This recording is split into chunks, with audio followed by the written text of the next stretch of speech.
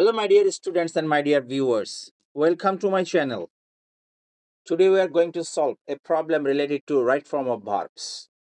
অর্থাৎ ইংরেজি বাক্যের ক্রিয়াপদের সঠিক ব্যবহার নিয়ে আমরা আজকে পড়ব, যেটা আমাদের অনুশীলনীতে রাইট ফর্ম অফ ভার্বস নামে পরিচিত।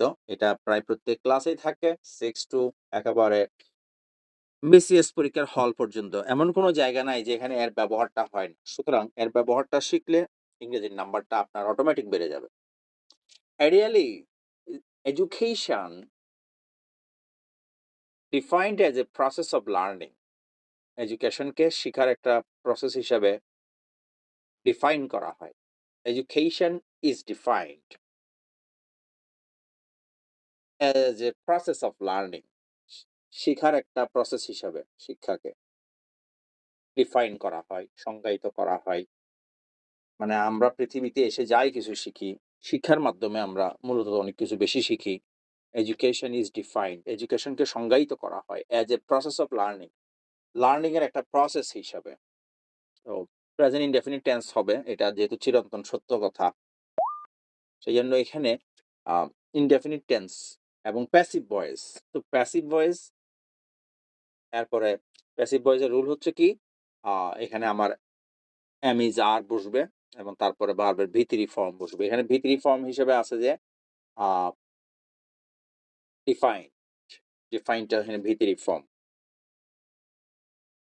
It helps us to distinguished right from wrong, এটি আমাদেরকে সঠিক এবং ভুল এই দুইয়ের পার্থক্য করতে সহায়তা করে। Present indefinite tense. এরপর we need education for development, আমাদের উন্নতির জন্য, আমাদের উন্নয়নের জন্য শিক্ষা দরকার। We need education for development. An educated person plays a vital role, একজন শিক্ষিত ব্যক্তি একটা গুরুত্বপূর্ণ ভূমিকা পালন করেন। আচ্ছা, এখানে ক্যান প্লে, এখানে অ্যাবিলিটি বোঝানো হচ্ছে। অ্যান এডুকেটেড পারসন, আমরা এখানে ক্যান প্লে দিতে পারি এ ভাইটাল রোল, উনি একটা গুরুত্বপূর্ণ ভূমিকা পালন করতে পারে। পারার ব্যাপারটা আসছে, তাই আমরা এখানে ক্যান দিয়ে ভার্বের বেস ফর্ম দিচ্ছি। অর্থাৎ প্রথমে ক্যান দিচ্ছি, দিস ইজ মডাল ভার্ব, এরপরে আমাদের ভার্বটা হবে will be in base form, মানে প্রেজেন্ট টেন্সে। হি রেসপেক্ট বাই অল, আচ্ছা তিনি সকলের কর্তৃক সম্মানিত, মানে অন্যরা তাকে সম্মান করেন, তাহলে এটা প্যাসিভে হবে তিনি সম্মানিত হন। হি ইজ রেসপেক্টেড, রেসপেক্টেড, আমরা বাংলাদেশে এটাকে বেশিরভাগ মানুষ রেসপেক্ট পড়ে বড় হয়েছি, আসলে উচ্চারণটা হবে respect. He is respected by all.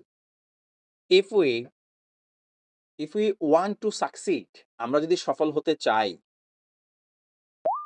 If এর পরে প্রেজেন্ট ফর্ম, মানে first conditional, if plus present plus future দিয়ে আমরা সাজাই।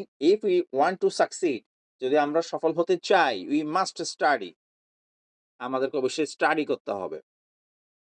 ইগনোরেন্স, অজ্ঞতা, ক্রিয়েটস ডার্কনেস, অজ্ঞতা অন্ধকার সৃষ্টি করে। প্রেজেন্ট ইনডেফিনিট টেন্স, কারণ এটা একটা চিরন্তন সত্য বাক্য। উই শুড কাম ফরওয়ার্ড, আমাদেরকে এগিয়ে আসতে হবে। শুড হচ্ছে মডাল, মডালের পরে বেস ফর্ম। এই যে আমাদের গ্রামার রুল নিচে বলা হচ্ছে modal verb takes base form.